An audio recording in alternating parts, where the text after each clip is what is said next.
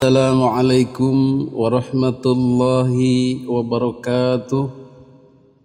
Alhamdulillah hamdan wa syukran ala ni'amillah, salatan wa salaman ala rasulillah Muhammadin ibni Abdillah wa man tabi'ahu wa mawala, amma ba'du. Hadirin para netizen yang dimuliakan Allah subhanahu wa ta'ala, pada kesempatan kali ini kita akan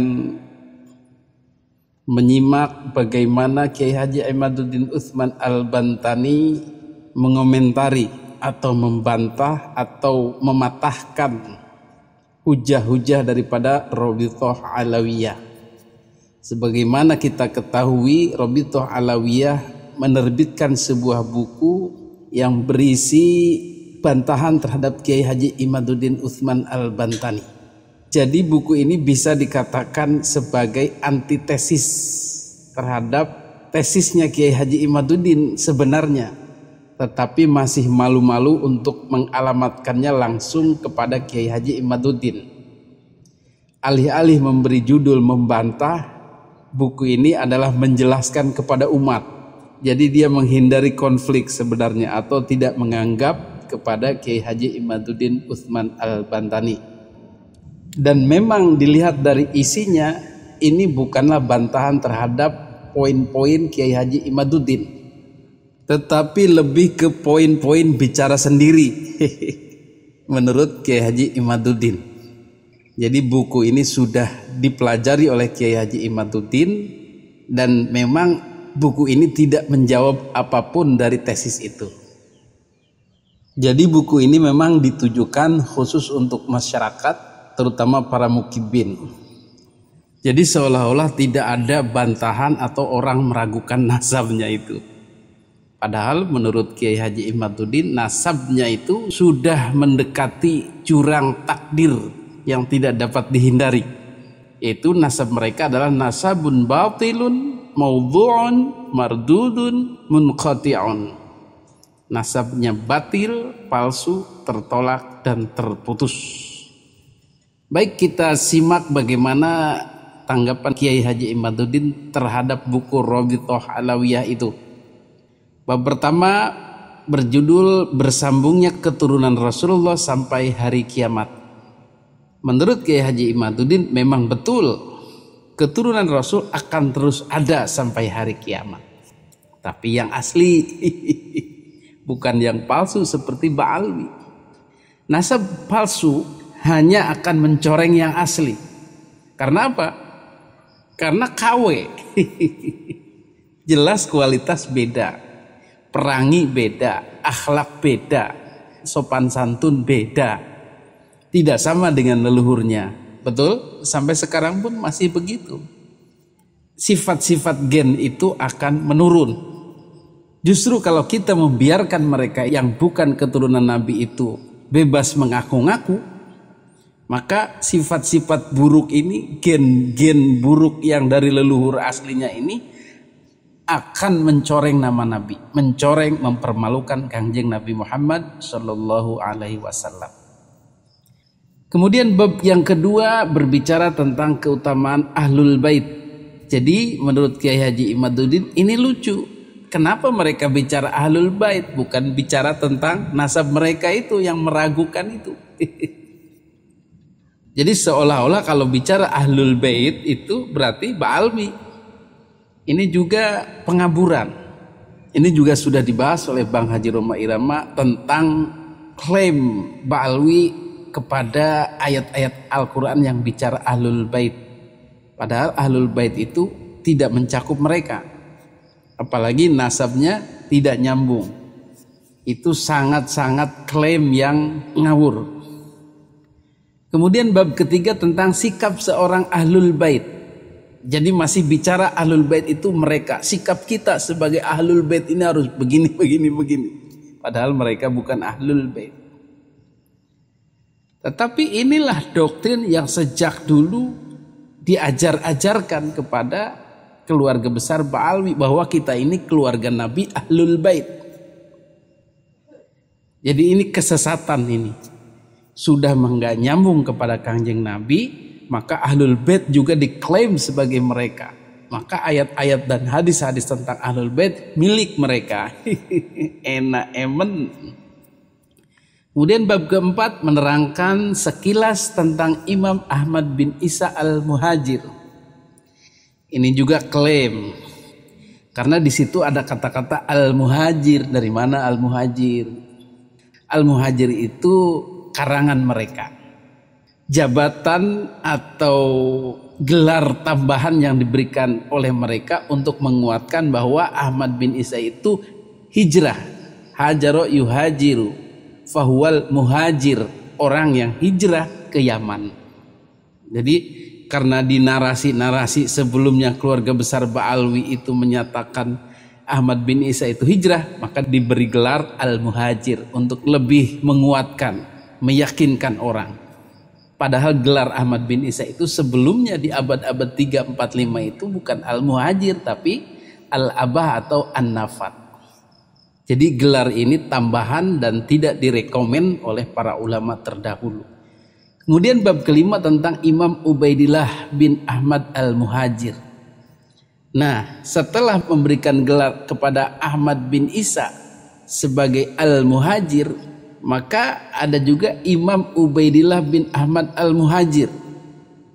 Mereka menyematkan gelar imam untuk Ubaidillah. Dari mana keterangannya? Nambahin sendiri. Karena tidak ada orang bicara Imam Ubaidillah itu di abad 3, 4, 5, 6 itu. Ulama-ulama terdahulu tidak bicara Imam Ubaidillah. Imam dari mana? Siapa yang bicara? Ya keluarga Ba'alwi sendiri. Dan sudah dijelaskan berkali-kali oleh Kiai Haji Imaduddin, Ubaidillah itu bukanlah anak Ahmad bin Isa. Tidak ada bukti yang menyatakannya begitu di kitab abad 3, 4, 5, 6 dan seterusnya. Masih menurut Kiai Haji Imaduddin, buku Jawaban Robitoh, hujah-hujah yang meyakinkan masyarakat tentang ketersambungannya dengan Kangjeng Nabi Muhammad SAW lebih banyak ke narasi. Persuasi, narasi. Dulu kalau kita belajar bahasa Indonesia ada narasi, ada eksposisi. Narasi itu hanya menceritakan. Ada jenis tulisan argumentasi. Nah, jenis tulisan argumentasi ini adalah jenis tulisan ilmiah. Tetapi narasi lebih banyak menceritakan, mereportase, mengarang. Seperti sanggahan dari Robitoh Alawiyah bahwa untuk menjawab kegelapan malam di abad 3, 4, 5, 6, 7, 8 yang tidak ada tersebut atau disebut nama Ubaidillah, menurut RA begini. Walaupun nama Ubaidillah tidak disebutkan oleh kitab-kitab di abad itu 4, 5, 6, 7, 8, 9 yang dikatakan sebagai anak Ahmad bin Isa, tetapi dalam kurun waktu itu tidak ada ulama yang mengingkarinya, tidak ada yang membantahnya.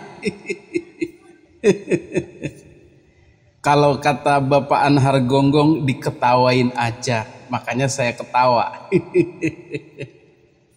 Loh kok bisa diketawain? Lah mau diingkari gimana? Emang tidak ada kabar beritanya, tidak ada keterangan nama itu disebutkan. Contoh, di tahun 40 sampai tahun 2000 misalnya, tidak pernah ada orang menceritakan anak Soekarno bernama Halilintar. Tidak ada satu buku pun menceritakan Soekarno punya anak Halilintar. Nama Halilintar itu baru muncul tahun 2020. Yang ditulis seseorang bahwa Halilintar ini adalah anak Soekarno. Maka keluarga Halilintar mengatakan, lihat, itu dari tahun 40 sampai tahun 2000 tidak ada satu buku pun yang menolak atau mengingkari Halilintar itu anaknya Soekarno. Lah iyalah, orang tidak pernah ada orang menyebut Halilintar anaknya Soekarno. Masa ada buku yang membantah atau ada orang yang membantah? terdengar kabar pun tidak, apanya yang mau dibantah. Begitulah kira-kira logika dari RA menjawab, walaupun Ubaidillah tidak disebut, toh tidak ada ulama yang membantahnya, mengingkarinya. Ajur, jum, ajur, jum. Kemudian ada lagi alasan dari RA atau Rabithah, kenapa itu ada masa kegelapan seperti itu. Ubaidillah itu tidak terdeteksi, tidak terdengar, tidak ada goib.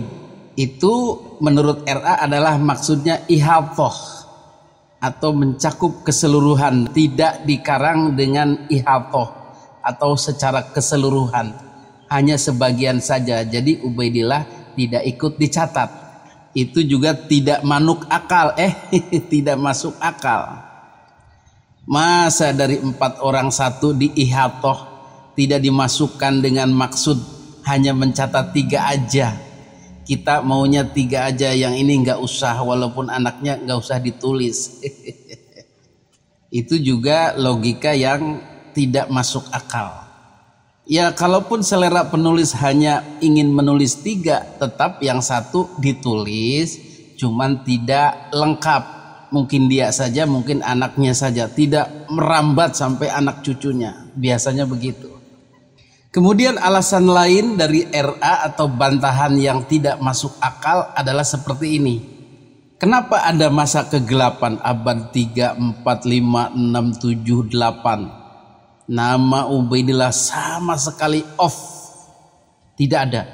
Bahkan Syekh Mahdi Rojai pun menyerah, bahkan Syekh Ali Jum'ah pun menyerah. Yang master-master itu apalagi yang ada di Indonesia udah nyerah semua. Bahkan RA pun menyerah dengan mengatakan itu karena Ubaidillah itu mengasingkan diri, mengungsi, hidup sendiri jauh dari keramaian. Bagaimana kata Pak Anhar Gonggong? Diketawain aja lah. Di satu sisi mereka bilang keluarga Nabi dari Ubaidillah ini sudah terkenal, masyhur, syuhrah wal istifadhah, dikenal masyarakat sepanjang masa. Ketika ditanya kok nggak ada catatannya, kan dia mengasingkan diri, tidak ada yang kenal. Aduh. Pertama ngomong orangnya dikenal, masyhur, tapi ketika ditanya kok nggak ada dalam buku-buku, dalam kitab-kitab sejarah, kan tidak ada yang kenal, mengasingkan diri. Loh, katanya masyhur, sekarang tidak ada yang kenal. Bahkan menurut Kiai Haji Imaduddin logikanya begini, anak-anaknya Ahmad bin Isa itu ada di kampung Roy, didatangilah ke kampung itu. Kalau sudah ketemu kakaknya, misalnya Muhammad, maka tentu dia bercerita adiknya si A, si B, si C, si D. Kalau dia hanya bercerita punya adik 2, ya udah berarti Ubaidillah tidak masuk, karena pasti di satu keluarga itu pasti cerita ada lagi satu lagi. Tapi ini kan tidak. Ada lagi mengatakan kitab pegangan Kiai Haji Imaduddin Syajaratul Mubarakah adalah Syiah. Tetapi dia juga meminta fatwa Syiah, yaitu Mahdi Rojai. Diketawain lagi. Wah, pokoknya sudah montang-panting, panik dan ngawur akhirnya kan. Kemudian Rabithah menyatakan nama Ubaidillah tidak disebut dalam kitab-kitab abad 4, 5, 6, 7, 8. Bahkan dalam kitab tua Asy-Syajaratul Mubarakah itu tidak apa-apa, tidak ada masalah. Kenapa? Karena kitab yang kemudian yang baru-baru ini menyebutkan bahwa Ubaidillah itu anak Ahmad bin Isa. Terus bagaimana sikap kita? Ya ketawain aja. Aduh. Kembali lagi tadi kepada anak Soekarno. Ya nggak apa-apa, dari tahun 40 sampai tahun 2000 tidak ada orang menyebut Halilintar sebagai anak Soekarno. Nggak apa-apa, nggak masalah.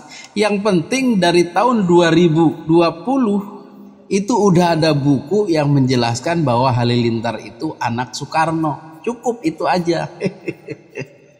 Terus dari mana itu referensinya? Itu buku tahun 2020 mengarang anak Soekarno itu Halilintar, sementara di tahun-tahun sebelumnya tidak pernah satu kabar pun menyatakan anak Soekarno itu ada bernama Halilintar. Yang ada itu Guru, Guntur, Mega, dan yang sudah dicatat di kurun waktu itu.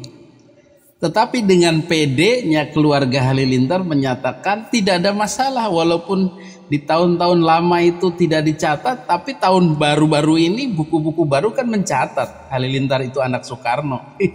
Maksa ini namanya.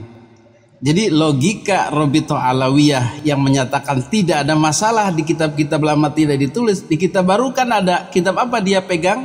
Ya kitabnya Ali Asyakran itu, Al-Burqatul Musiqah, kitab Rodul Jali, dan lain-lain kitab-kitab baru ini sampai abad 10, 11, 12, 13 sampai sekarang bejibun itu kitab-kitab yang menyatakan Ubaidillah itu keturunan Nabi, Ubaidillah itu anak Ahmad bin Isa, Ba'alawi itu keturunan Nabi. Bisa segudang itu kitabnya.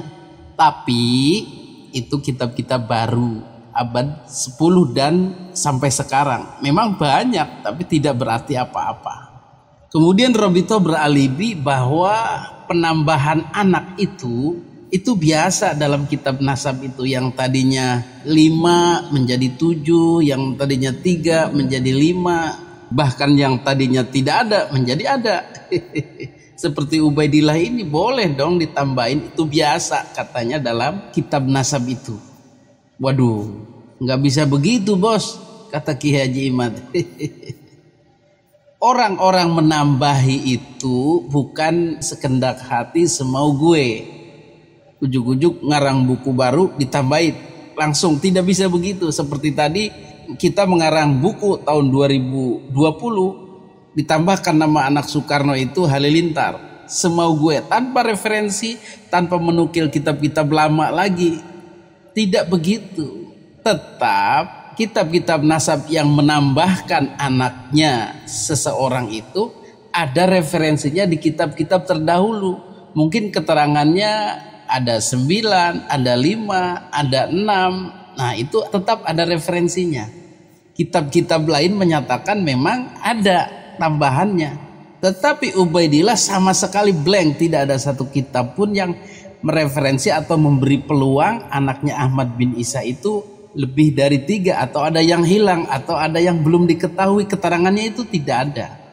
Jadi tidak bisa begitu saja ditambahkan tanpa ada korina, tanpa ada petunjuk sejarah. Jadi asumsi RA ini untuk memaklumkan dirinya boleh ditambahkan seenaknya tidak bisa. Harus ada referensi, entah itu kitab-kitab lain yang menyatakan ada peluang untuk ditambah, yang menyatakan ada anaknya yang hilang, menyatakan ada anaknya di suatu tempat yang tidak diketahui, menyatakan bahwa anaknya sebenarnya ada 4 dan seterusnya. Itu baru boleh diasumsikan begitu. Ini Ubaidillah itu blank, tidak ada. Hadirin yang dimuliakan Allah Subhanahu wa taala, argumen-argumen Robitoh untuk mempertahankan ketersambungannya dengan Kangjeng Nabi Muhammad SAW seperti dibahas di atas, itu banyak yang ngawur, yang gampang sekali dipatahkan. Kita tambahkan lagi, Robitoh mengatakan para ahli nasab pun tidak ada masalah membolehkan nama seseorang ditambahkan ke dalam keturunan Kangjeng Nabi Muhammad SAW selama itu ada buktinya bahwa orang itu ada. Itu memang betul, orangnya harus ada. Tetapi bukti-bukti yang disodorkan RA bahwa Ubaidillah itu orangnya ada, ya di abad 9, 10, 11. Abad-abad 4, 5, 6, 7, 8 mereka tidak bisa membuktikan Ubaidillah itu ada. Kemudian RA mengemukakan bolehnya menyambungkan nasab kepada Kangjeng Nabi lewat syuhra wal istifadhah. Sudah terkenal tadi, sudah diakui orang, kemudian lewat kitab-kitab nasab, kemudian lewat kesaksian orang di bawah sumpah, kemudian lewat iktiraf, pengakuan antar generasi, kemudian lewat ikrar, pengakuan ayah kepada anaknya. Dan Kiai Haji Imaduddin melihat cara penetapan nasab versi RA ini menukil dari kitab Rosail fi Ilmil Ansab karya Said Husain bin Haidar Al-Hashimi. Syuhrah wal istifadhah boleh memang untuk menetapkan seseorang itu keturunan Nabi. Sudah terkenal, sudah masyhur, sudah diakui orang-orang per generasi. Titik. Ternyata dalam kitab Rosail itu masih dijelaskan, tidak sampai di situ, bos.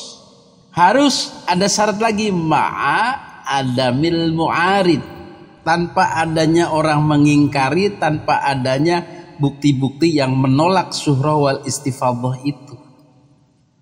Itu baru boleh, itu baru mulus. Tetapi nasab Ba'alwi ini, Ubaidillah ini, pertama syuhrah wal istifadhahnya telat di abad 9-10. Kedua, ada yang mengingkarinya, ada yang berlawanan dengan keterangan syuhrahnya itu. Apa itu? Di dalam kitab abad-abad sebelumnya, kitab-kitab terdahulu sudah menyatakan anak Ahmad bin Isa cuma 3. Masa mau ditambahi dengan alasan syuhrah?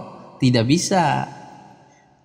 Nah, itulah yang menggugurkan syarat penetapan nasab lewat syuhrah wal istifadhah. Apa yang menggugurkannya? Ada keterangan yang membantahnya. Mau gimana lagi? Kemudian metode menggunakan kitab nasab yang dipakai RA dalam kitab Rosail disyaratkan juga nama baru dimunculkan. Seperti Mahdi Rojai memunculkan Ba'alwi di abad-abad ini, sekarang ini dia munculkan. Sah, boleh sebagai keturunan Nabi. Karena dalam kitab Rosail itu kalau sudah terkenal boleh dicantumkan.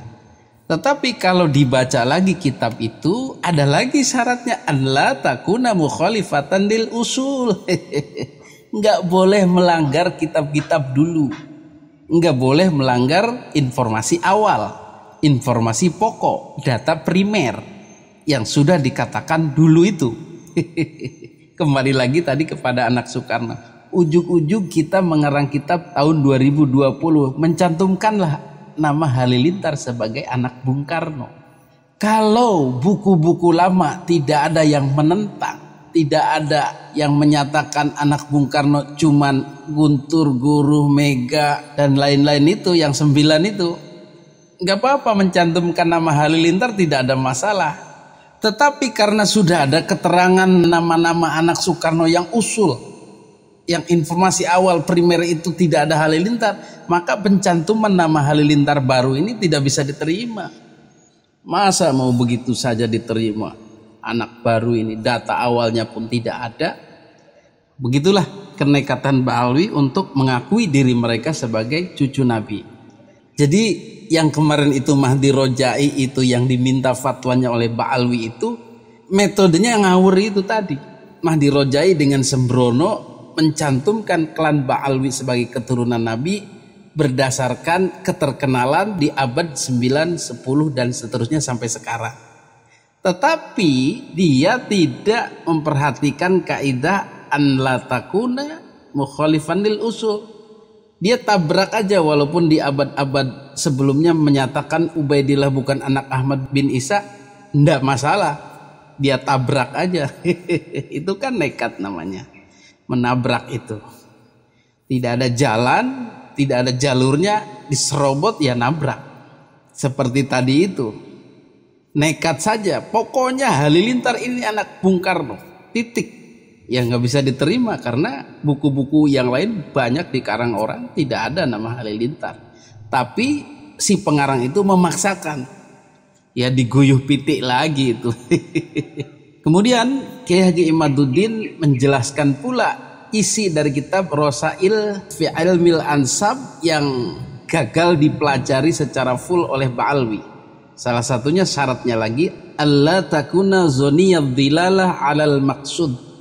Jadi tidak boleh hanya dugaan saja, tetapi harus qat'i, harus ada penguatnya, keterangan kitab-kitab yang menguatkannya.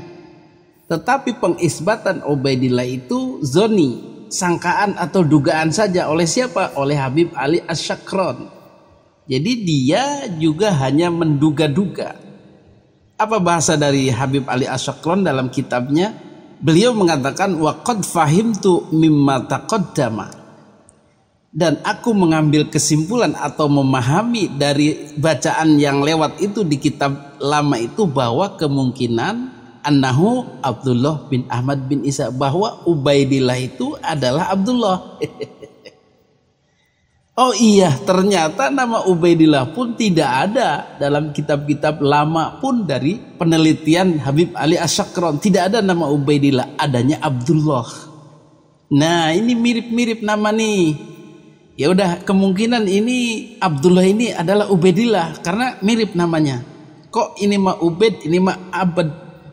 Ya, karena dalam bahasa Arab itu nama mirip-mirip bisa dirubah. Namanya tasgir untuk tawadu katanya. Oh, jadi ternyata nama Ubaidillah di kitab As-Suluk pun yang abad ke-7 yang dijadikan alasan Habib Ali Asy-Syakran menyambungkan Ba'alwi ke Kanjeng Nabi, ternyata bukan nama Ubaidillah. Abdullah. Dan dia hasil menduga-duga, menyangka-nyangka. Jadi nama Ubaidillah tidak ada sejak abad ke-7 pun tidak ada.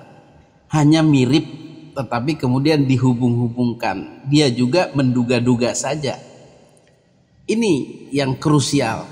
Sudah mah nama enggak sama, hanya diduga-duga saja dengan alasan mirip saja. Kemudian ada lagi alasan Rabithah Alawiyah. Kenapa ada zaman kegelapan itu? 3, 4, 5, 6, 7, 8 gelap gulita. Tidak ada keterangan sedikit pun tentang Ubaidillah. Ternyata kata Rabithah dan Ba'alwi, kitab nasabnya pada hilang di abad-abad itu. Bagaimana kata Pak Anhar Gonggong? Ketawain aja. Di abad di 500 tahun itulah kitab-kitab nasab hilang, terbakar, dicuri orang, pokoknya musnah. Baru kemudian abad 13 muncullah kitab Ar-Raudhul Jali, bahwa Ubaid itulah anak Ahmad bin Isa. Kitab baru itu. Bahkan Kiai Haji Imaduddin menyatakan kitab Ar-Raudhul Jali itu juga adalah kitab palsu, dicetak berdasarkan manuskrip palsu tulisan Hasan Muhammad Qasim, tetapi diatribusikan atau diakukan sebagai karya Syekh Murtadho Az-Zabidi. Tanpa menyebutkan kitab itu pun palsu, tetap saja itu kitab baru. Apalagi ini palsu, tambah parah. Jadi bagaimana logika tadi itu anak Bung Karno itu? Ya dulu-dulu kan tahun 40 sampai tahun 2000 itu kitab-kitab yang bercerita tentang halilintar anaknya Bung Karno itu hilang semua. Dibakar orang, dicuri orang, dikubur. Masuk akal nggak itu? Namanya kitab ditulis oleh orang banyak, ditulis oleh para penulis, nggak mungkin dibakar, dipilih-pilih hanya yang bercerita tentang halilintar anak Bung Karno diambil kemudian dibakar atau dihilangkan, tidak bisa. Kemudian kata Rabithah juga menyatakan kitab-kitab yang menyatakan Ubaidillah Ahmad bin Isa itu ratusan, banyak sekali, bejibun. Kok masih ragu? Kata Kiai Haji Imaduddin, lah iyalah wong kitabnya itu kitab-kitab baru, mau ditulis ratusan kitab pun bisa saja untuk mendukung kitab-kitab yang ada itu. Ya gak ada artinya lah. Seperti kembali lagi tadi kepada halilintar, mulai tahun 2020 sampai 2024 orang masif mengarang kitab halilintar anaknya Bung Karno, mengarang buku Anak yang Hilang dari Soekarno, mengarang buku lagi Soekarno ternyata punya anak bernama Halilintar, mengarang buku lagi Ditemukan Anak Soekarno yang Hilang bernama Halilintar, mengarang buku lagi terus. Dan terakhir tentang tes DNA. Sebagaimana telah kita ketahui bahwa Pak Alwi sudah mengharamkan tes DNA, tidak boleh dan tidak akurat untuk memastikan nasab. Terus gimana ini? Apakah kita harus ketawa lagi? Ya ketawain juga, karena pernyataan ini juga ngawur. Pakar-pakar menyatakan DNA itu bisa ditelusuri dari jalur laki sampai bahkan Nabi Adam. Dan ditemukan penelitiannya haplogrup orang Arab adalah J1. Dalam kitab ilmu nasab pun sudah dikemukakan, yaitu dalam kitab Muqaddimah fi Ilmil Ansab karya Khalil bin Ibrahim menyatakan bahwa DNA bisa membongkar kepalsuan orang-orang yang mengaku keturunan Nabi Muhammad SAW. Maka Pak Alwi pasti kesindir ini. Jadi di kitab nasab pun sudah dibolehkan, bahkan dengan percaya diri pengarangnya mengatakan ini bisa membongkar orang-orang yang mengaku-ngaku. Dan seperti telah diadakan tes DNA pada klan Pak Alwi, mereka tidak berhaplogrup J1, artinya tidak sama dengan orang Arab. Mereka bukan keturunan Arab. Dan ini memang sudah diteliti oleh pakar filologi bahwa mereka berbeda dengan Al-Hashimi, Bani Hashim. Mereka adalah orang-orang Hadramaut itu Al-Qahtoniun, memang tidak sama dengan Arab. Jadi kesimpulannya bagaimana buku Rabithah Alawiyah ini? Kesimpulannya adalah tidak bisa membuktikan, tidak bisa memberikan argumen bahwa mereka keturunan Nabi. Argumentasinya lemah, ngawur, banyak yang lucu yang harus diketawain dan tidak mampu menjawab tesis yang diajukan Kiai Haji Imaduddin Utsman Al-Bantani, dan tetap kegelapan itu masih menyelimuti. Jadi dengan ketidakberdayaannya mereka ini mencari argumen-argumen untuk menyingkap kegelapan itu, seharusnya mereka, kata Kiai Haji Imaduddin, ya sadarlah bahwa mereka bukan keturunan Nabi Muhammad Sallallahu Alaihi Wasallam. Demikian proses menguliti kitabnya RA ini, proses merujak kitabnya RA ini yang sungguh-sungguh sangat dangkal dan lemah oleh Kiai Haji Imaduddin Utsman Al-Bantani. Dan ini bukan asal bantah saja, memang secara ilmiah sudah dijelaskan proses-prosesnya, sudah dijelaskan kenapa lemah, sudah dijelaskan kenapa tidak bisa diterima. Jadi bukan asal menolak ya Kiai Haji Imaduddin, tapi memang sudah melalui kaidah-kaidah keilmuan yang memang tidak bisa diterima argumentasi dari Ba'alwi ini. Hadanallahu wa iyyakum ajmain. Wassalamualaikum warahmatullahi wabarakatuh.